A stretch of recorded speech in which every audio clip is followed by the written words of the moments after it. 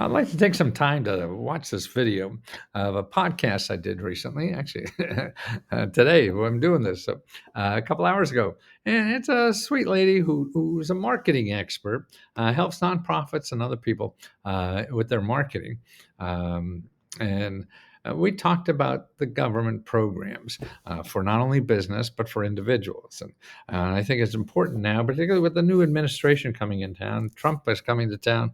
He's going to go wreak havoc with a lot of stuff, and most of it won't matter, but there'll be some that will. And most things that you can use right now aren't going to change for the next 2 years. We're really talking about programs that may or may not be put into place, and it's going to take a year or two to go into place. So the amount of money that's going to be given out in 2025 is going to be more than it was in 2024 under Biden. So there'll be an average of $1,000 extra for every person in 2025. So what you have to do is start learning that this money is not where you think it is. And you have to realize that you can't go to Google to find out about this stuff. And you have to use the phone too. That's the other thing. And that's what we at Let's Go Help do is train people like that. So you can, constantly, if it doesn't work, we're there 24/7. And we have actually 4 or 5 hours every day of people that are available to ask questions live, like on Zoom calls, and you ask them. There's dozens and dozens of other people there too. So you learn from each other. We have 15,000 people now that are helping each other get the grants that they're eligible for. Okay. And you're not going to learn this in Google, believe me. Google is there to get your money. These programs are there to give you money, so they don't charge. And that's why these programs, which I call the free money community, you have capitalism, which is Google, and that represents 60% of our country. Then you have this free money community, represents 40% of our country. That's what you have to start learning how to use. So let me help you, please. Hey friends, please join me in welcoming Matthew Lesko to the podcast. Matthew, thanks for being here today. Oh, wonderful. Well, I'm really not there, but you're virtually there. In our virtual space. Yes. And I'm here. That's true. But in this kind of weather, it's the way to do it. It's true. It's true. We're talking government grants today, but before we kind of jump into all the goodness, why don't you share a little bit about kind of why you enjoy government grants and why you've built a career around it? Well, I'm motivated by greed. And what motivates a lot of us and a way to feed yourself in life. So that's a main thing. But then I found, I think another motivation is that we want to feel important in life. And so I found something that does both, and I'll keep doing it till I die. And I think that's the trick in all of us. And also the talents you have. I think we all have to, how we could love society more, or even our partners or anybody, is being as, coming from the heart as much as you can. And then you could grow that. So the more authentic you are, the more you could give to others, and the better you are at it, because nobody else could be you. They can't steal you. So I found the perfect match, and I'll do it till I die. Love that you said that, though, too, because that's something we're always reminding nonprofits about, is that as you're going out and talking to donors and funding, what you do might not be unique, but the way and how you do it is unique. And so go find the people that are the right fit and match for you. So I love that. I love that. Okay, so government grants, overwhelming. I don't think that I could possibly get them. I'm too small. All of the things that we kind of tell ourselves. Why? How tall are you? You're going to be a tricky one, I can tell. But how do we kind of start to get ourselves in the mode of like starting to find government grants and know that we could possibly qualify and be available for them? Yeah, I think there are a couple things, that after 50 years of doing this, that are very important, is not to use Google. I mean, that is a death trap. It's a swamp. It's the only place we know that people go to get information. But unfortunately, you're looking for people to give you money. And Google is full of people that want to get your money. So you're going to go to Google and find things there, and you'll make a few calls, and everybody wants your money. And so to me, what that does is suppress your desire to think that you could do something, because everybody's saying you can't do this unless you pay me $5,000 or whatever. Everything there is a price. So you feel, and that's what ruins capitalism to me. Well, actually, not really, but to understand that that's only a piece of our society. We have two sections of our society. One is the capitalism, and that's cool. I mean, I love it, because actually, if nobody's paying for what I want to do, then I shouldn't do it, because we're here to love other people. And loving to other people, to me, is helping them do whatever they want to do, not what you want them to do. That's just selfish. So, and even in providing a service, providing help in the community, you're there to help other people, and that's the important thing, and not to do what you want them to do, but what they want. So capitalism, that's nice, because they pay you the money and show you it's worth it. Now we have another society, part of it, and two-thirds of our society is capitalism. There's a third of our GDP that's not capitalism, what I call it, like a giving society, where the churches, nonprofit organizations, government. That's all the giving part of our society, or the loving society, whatever you want to call it. And that we don't know how to use, and we're not trained to do that. We're trained to use capitalism. So nobody knows, and we all have, the internet, and that means Google, and so they have 90% of all the searching in the world is done on Google, and that stops people from everything, and then also that's where all the fraud is and all this kind of stuff.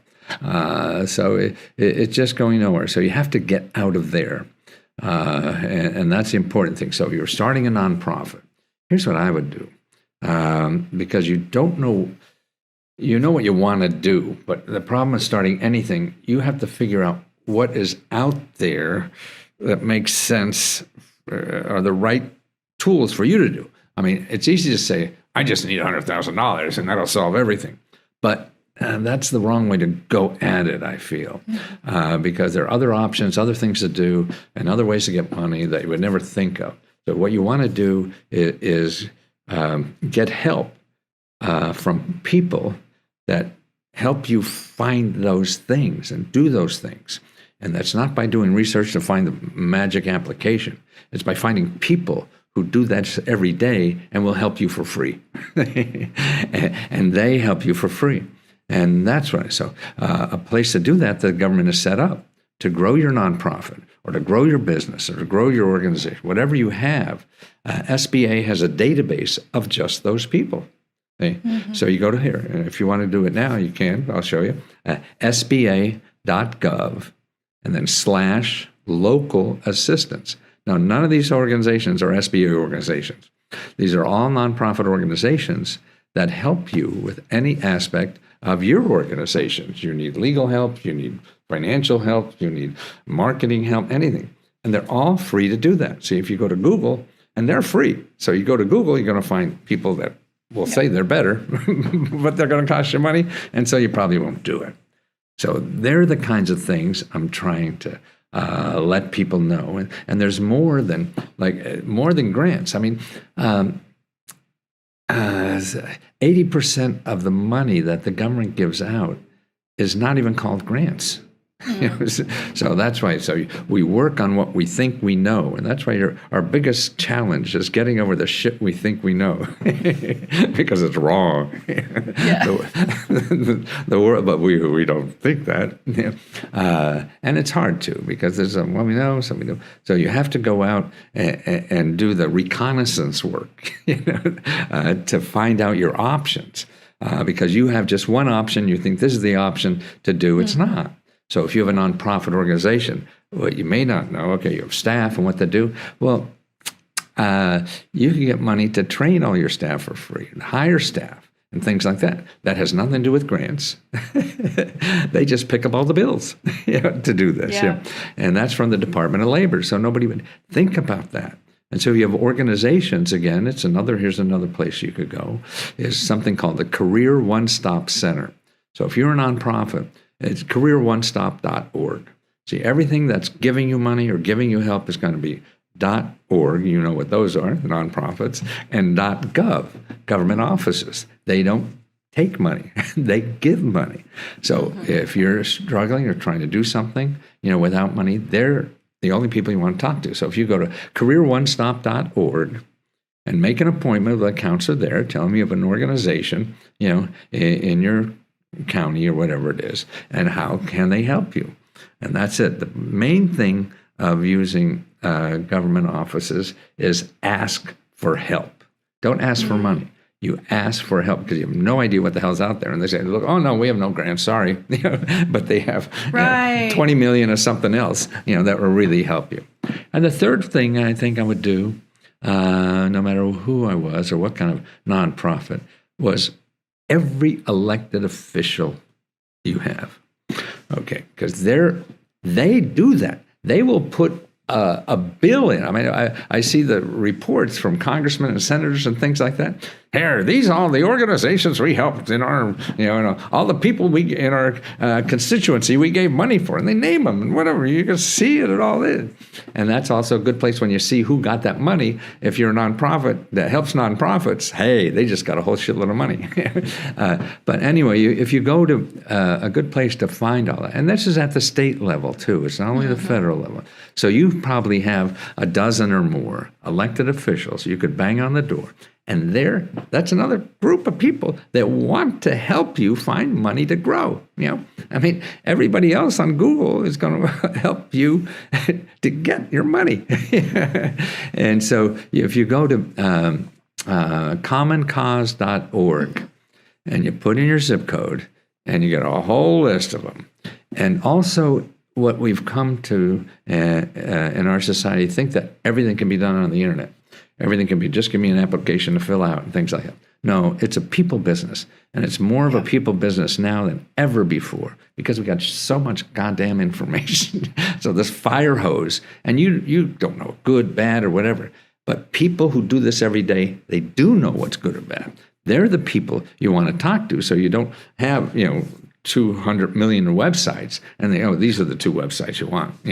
It's like me. Okay, you're going to Google, but I give you two websites now. Every one. And that's the third one now. It is commoncause.org. And it's belly to belly because also, don't forget, they don't get paid by you. And that's why I see what we're used to dealing with is people in the capitalist society. The capitalist society, everybody there wanting money from you is going to kiss your ass until you give them money, right? So we're sort of used to that. You have to come to me. No, it's the reverse.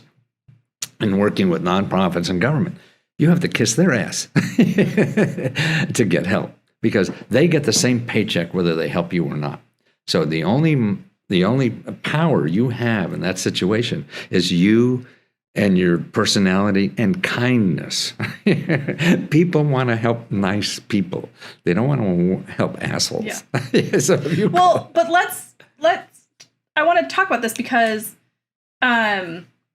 I'm sure people are hearing. Okay, yeah. We know about our elected officials. We've sent them emails and nothing happens. That's or right. We don't get any That's right. feedback. So, how can we kind of build that messaging, or if we're reaching out to different people on these government websites, and we'll definitely link up all those resources in the show notes for this episode. But how can we maybe work on our messaging, or how have you seen people be successful? Because I agree with you. It is a one-on-one. It is an in-person. There is a combination of the digital and the in-person that make this effective. So how do you kind of start to make take an it to the next appointment. level? You make an appointment. Okay. I mean, that's the only way. Whether it's a phone appointment, but all these things. I mean, every congressman and senator, you have local offices for everybody. And the more you could get in front of it, I say it as like brown nosing as a student. I used to be a professor in computer science, and it was so easy to flunk people I didn't know. Yeah. But when the student would come at office hours and show me pictures of their dog or their parents, Right. it was harder to flunk those people. Yeah, and because maybe you know them, they're human, and it's that human. You have to use your humanity. People want to help people. And that's what we're on. That's why you're in the nonprofit business, right? You know that. Yeah. So it's there too. Everybody's got a busy life and everything. So you come with cupcakes, anything, to make you human. So they want to help you more than the 12 other phone calls they have. And that's the only power. But see, that's free power. You don't have to get a big ad. You don't have to do whatever. You send the office a bag of cookies. Or, those stupid little things, I think, have become more important now in our society because of a digital thing. I mean, because even the humans have become like AI because they answer your questions like they're AI. What the f*** is the difference? Why are you here as a person? And they have no soul in their answer or anything. And that's why my biggest thing, if I'm stuck with somebody on the phone, is trying to make them laugh first so I can get some goddamn humanity. Because it's boring as hell on both sides. Yeah. They're just following the whatever, and you are. So that's why even when you call the office, I mean, hey, did you get that cake I sent you? Even though you didn't send it. Thanks for the goodness. Congressman doing all this work. I sent you a cake. Anything, to be unusual, or we're so time conscious and to be efficient, and efficient is boring. And we try to make organizations as efficient as hell. And we try to give everybody the answers, and it's not their answers. So they're not talking to a human because they've been given these answers. It's not theirs. Yeah. Well, and I think too, it's a long game, right? Like you're not going to make one phone call or make one appointment, and So I think, let's just assume that we've kind of played the long game. We've sent the emails, we've made the phone calls, we have that appointment with our government official. What have you seen, in those meetings? What have you seen will allow them to be more successful in either getting that next meeting or moving to the next step to securing that funding? Yeah. I think there's other things to do too. That's the traditional method, kind of thing. And I think what you have to do is also be creative in other ways to create income. That's, I think, the biggest problem with nonprofits is they're relying on grants. And I know there's laws and all this kind of stuff, but I think there's creative ways to do it. Look at Girl Scout cookies. Man, those suckers do billions of dollars, right? And Girl Scout cookies. And the company's ripping them off because they make almost nothing from the cookie. So why don't you find in your mission a service that is can monetize something? If there's something to monetize, your own campaigns and stuff like that, you have to use the creativity in your head. I mean, crowdfunding or whatever, issues like this, or a service. In other words, you have, I don't know, you're in pets, so you have a nonprofit that helps animals. Well, you start giving seminars on the best way to do with animals. I mean, geez, I know in my building, half the building has pets in it. Yeah, and an attractive seminar down in the lobby of the 10 things that you're doing wrong with your animals. And people would throw $50 at something like that. So you have a revenue generation thing, and that's why we all have something of value that people will pay for. In the capitalist portion. So that's why I think is figure out how to use the capitalist fortune section of our company to help you do the giving portion of what you want to do.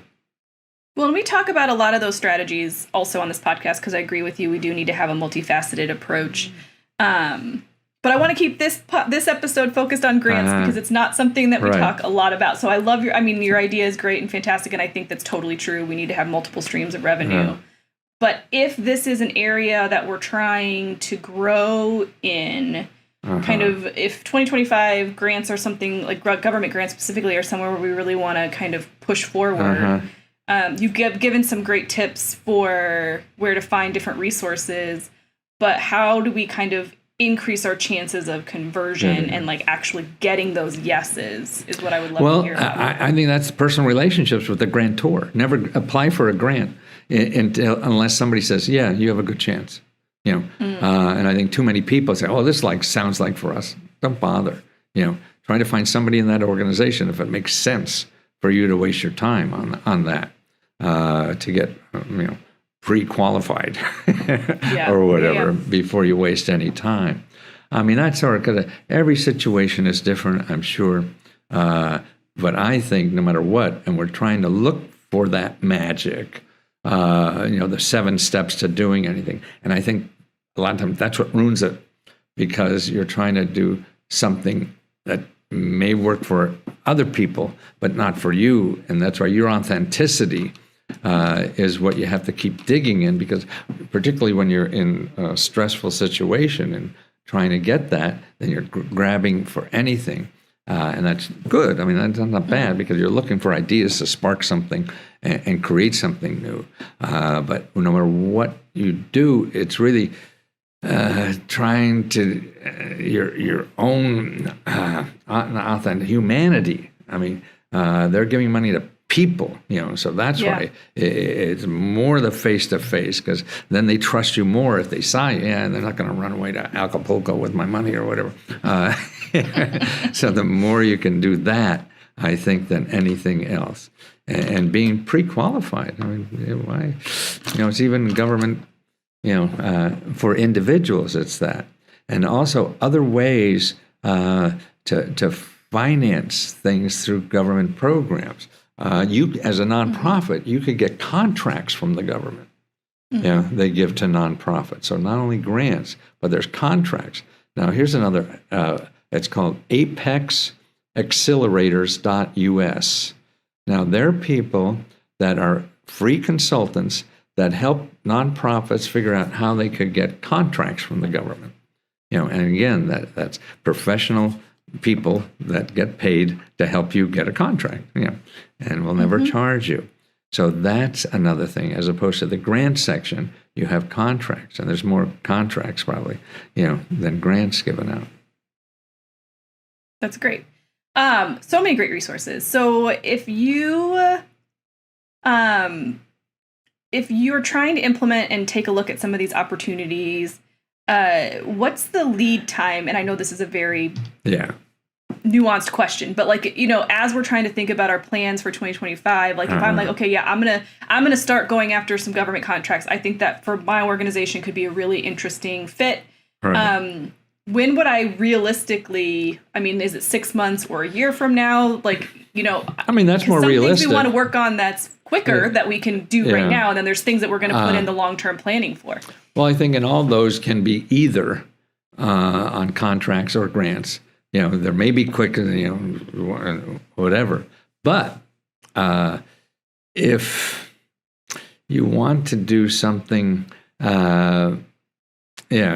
government work for grants and contracts. You're not going to get quickly. But other sections, like I told you about the training money for your people, that's it. Or free healthcare for your people that work for you, or free money to pay the rent, for your staff people. Go to this website. Go to findhelp.org. Now, what that is, it's a wonderful website.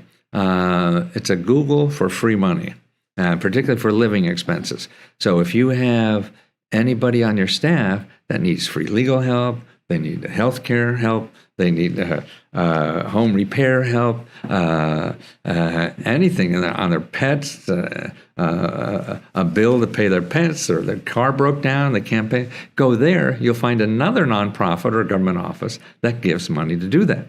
And every city has 5,000 to 7,000 organizations like that. You like in my city, I can put in, okay, if I want rent where I live, and I put in rent, put in my zip code, and put in rent. 70 organizations that help you with rent, not one or two. See, people will try one or two government office. Oh, I don't apply to that. I'm too rich, too poor, or whatever, that I don't get. But you have 69 other places to check. So it's like grants. You went out to apply for the grant. They said no. I said, well, then I guess I can't get a grant. Nobody's giving grants, And it's that way with government programs. I love that.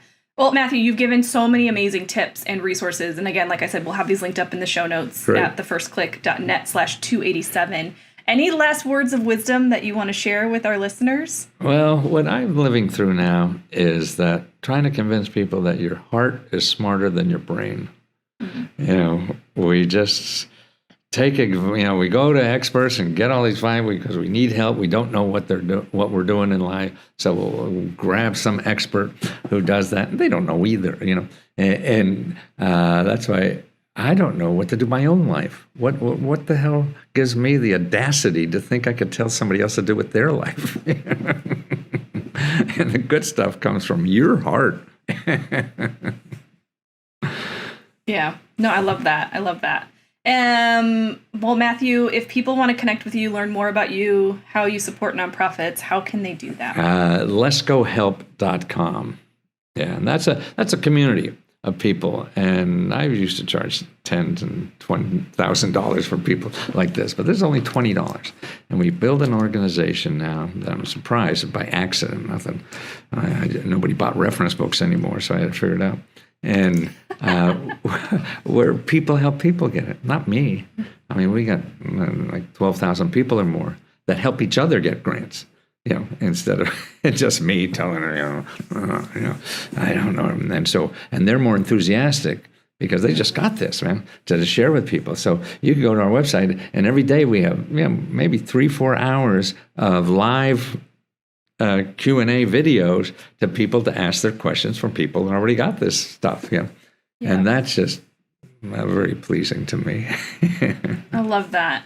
Well, Matthew, I really appreciate you taking time. Oh, one other thing. We're taking some of your work because we also give grants. What I couldn't get over, and it's a small little business we got on, but we became so profitable, I was embarrassed. So we give $70,000 a month back to members every month in profits. After we pay ourselves, we give the profits back. And we're not a nonprofit. That's great. But we do that, and that feels the best. That's amazing. I love that. Practicing what you preach. That's great. Right. Well, Matthew, I thank you for taking your time to share your advice, your resources with our listeners. So thank you so much for being here today. My pleasure.